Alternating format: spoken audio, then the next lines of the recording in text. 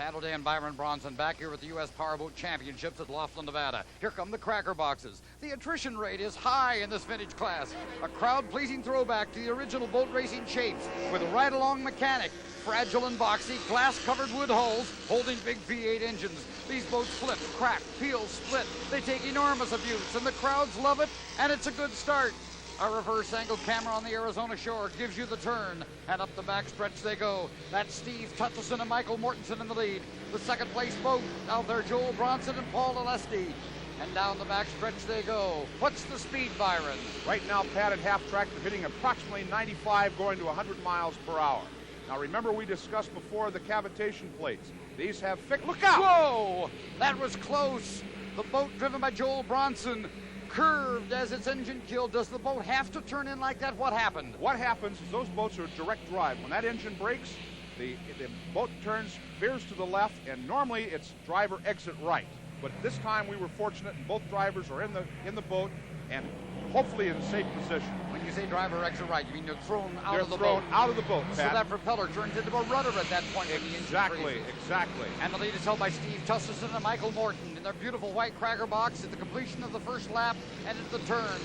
Who do we have in its second and third there, Byron? Doug Barnhart and James Smith are on the inside. Their 86 boat coming to the first turn. On the outside, we have boat number 1, the Crackerjack, is Alan Roush and Stephen Carnes. And still in the lead, Tutchison and Mortensen moving down the backstretch in their P74. Look at the ride they get. Look at that boat bounce. Pat, they were so close coming by Bronson's boat, it's impossible for these guys to see. When they get on the accelerator, that front of the boat comes up in the air and you can't see. Look at them holding their arms up there, warning the boat drivers to stay out of their way. Friends, until you come down in the middle of a rooster tail and see another boat dead in the water broadside in front of you, you just haven't lived. And now they're in the second lap and moving into the north turn. Well, down the straightaway comes Steve Tutchison and Michael Mortensen in their number 74. There's the completion of lap 2. Look at them bouncing. What a bruising activity this is. Okay, let's watch them through this turn. Bounce, bounce, bounce. The speed of about 45 to 50 miles an hour as that boat churns sideways through the turn. There's the race for number 2 and number 3, while the leaders are moving up the backstretch. These are the Crackerboxes. Big automobile engines inside wooden hulls with a fiberglass covering. Each hull is measured at 17 distinct spots to make sure the boats are all somewhat identical. The driver and the mechanic, smoke on the water. We got problems everywhere. Pat, we do. We've got Jeff Voss and Dale Gordon in boat number 72 in the center of the course. Joel Bronson and Paul Alesti are drifting dangerously into the course. We got a red flare and a black flag. They're going to stop the race because of Bronson's boat going dangerously into that corner. What a shame for Tutchison and Mortensen and their P74. They were prepared. They had a big lead, and now this race won't even count. As the patrol boat comes onto the course to tow the disabled off the course, let's move our cameras to the modified VPs. These outboards are getting ready to start their heat. They're powered by giant outboard engines, 200 horsepower. They run at over 100 miles an hour. Greg Wendt, you saw him move into the number 5 lane. They come down carefully toward the starting buoy. It looks like a good start. It is. Greg Foster of Orange County, California, grabs the lead on the outside. And now he cuts from the outside into the inside. Somebody got cut off. You see Greg Foster, he either shook his fist or something. There was controversy amongst the drivers on that turn. What happened, Byron? Pat, I'm not sure, but he did come to an inside lane and down the back chute. We've got Craig Wendt in second place. Right behind him, Keith Younger. Tight to the inside in the all-yellow boat is Rick Campbell. Far on the outside is David Hershenson coming down to the second turn. There was a couple of things wrong with that start. Number one, those drivers from the 1,000-foot mark down to the start line are supposed to maintain their lane, but you saw Greg Wendt move from number 1 turn to the outside. And then somehow Greg Foster, who was on the outside, ended up on the inside. Somebody got to drink a lot of water back there behind him. And now we come down to complete the first lap. You see the rooster tail flying high in the air. The rooster tail is that water thrown into the air by the propeller. Why is one rooster tail higher than another, Byron? Pat, the drivers try to gain an advantage when they come into the corner.